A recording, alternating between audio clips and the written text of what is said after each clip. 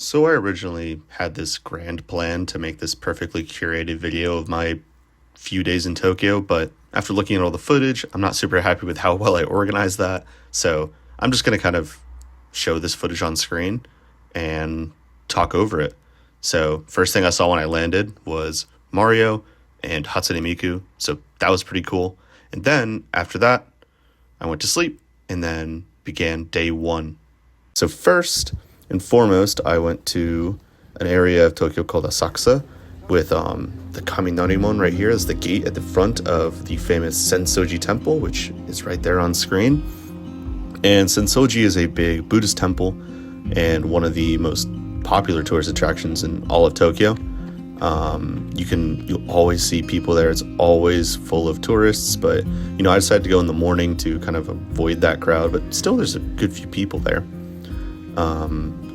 Yeah, it's a really, really nice area. There's obviously Sensoji Temple, the really, really big main building.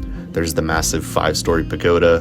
There's also other small shrines everywhere. There's great views of Tokyo Tower, as you can see. In general, it's a really cool area to get a pretty intimate cultural view, or pretty intimate view of, more traditional Japan. And then after that, I went to Ueno Park, which is kind of this central park area in the middle of Tokyo, kind of sandwiched between all the big population centers. Pretty cool.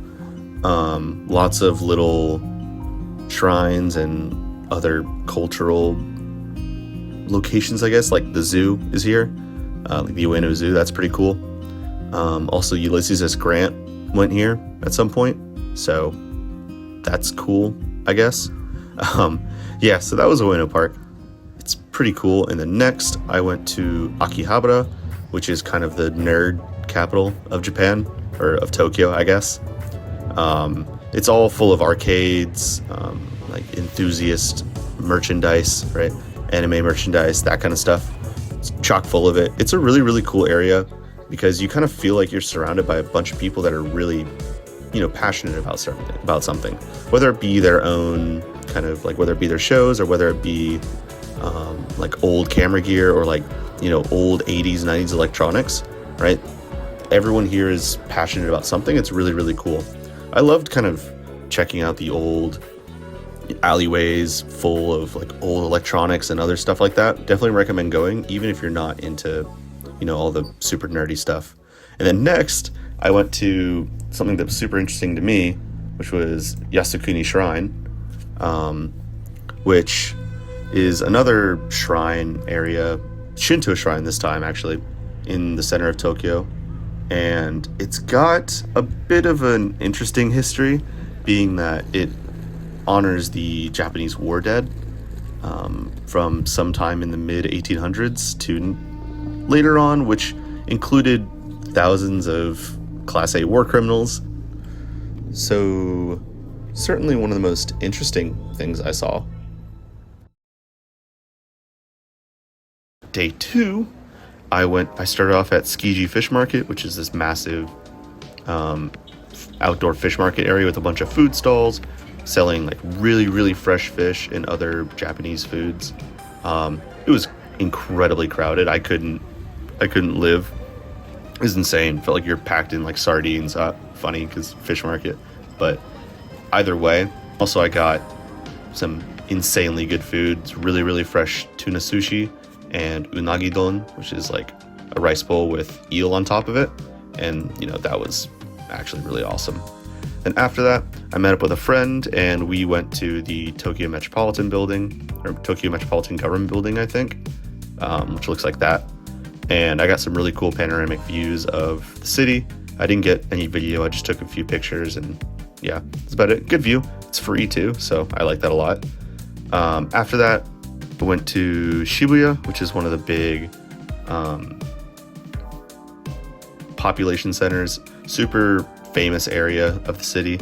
I didn't spend a ton of time there. It was really late and I was just kind of on my own, so didn't really feel like spending too much time there. It's definitely more of a nightlife area. I tried to get a lot of night photos there. Didn't really turn out very well, but we live and we learn, and hopefully I'll get better at that as I go. And the last day, I started off at, well, the last day, which was my last day in Tokyo as well.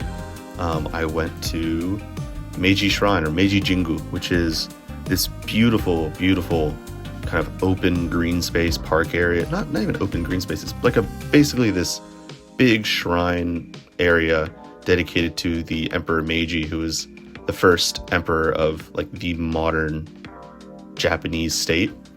And yeah, this area is absolutely beautiful. It feels like a kind of oasis in the middle of this massive concrete jungle that Tokyo can feel like sometimes. You're in this area and you don't hear the trains, you don't hear the people. All you hear is like the birds, and you walk around in the morning, there's not that many people there. It's really, really weird, but it's a really beautiful area. I took a ton of photos there. I wish I'd taken more, honestly, and I kind of wish I'd filmed it, but on the other hand, I'm kind of glad I didn't, because experiencing this kind of tranquility in this area, just kind of taking that all in at once and experiencing it myself was awesome. So I'd really recommend going. It was my favorite place in the city by far. And then after that, I jumped on the bullet train and headed over to Kobe, which is where I am now. So yeah, and yeah, that's all I did in Tokyo. I didn't spend a ton of time there. I was definitely pretty tired from being jet lagged and all that, so that was unfortunate. But yeah, I definitely want to go back at some point. And other than that, I need to film more of what I'm doing here. I'd like to share it a lot more. There's a lot of cool stuff going on here. It's a really interesting place. Loving it so far. So I'll try and film more and, maybe post more pictures and stuff like that. I've got an Instagram, so follow that if you don't. And yeah, subscribe here, I guess. I don't really know how to do this kind of stuff. So yeah, thank you so much for watching this, and maybe see you again. I don't really know how often I'll do this, but we'll see.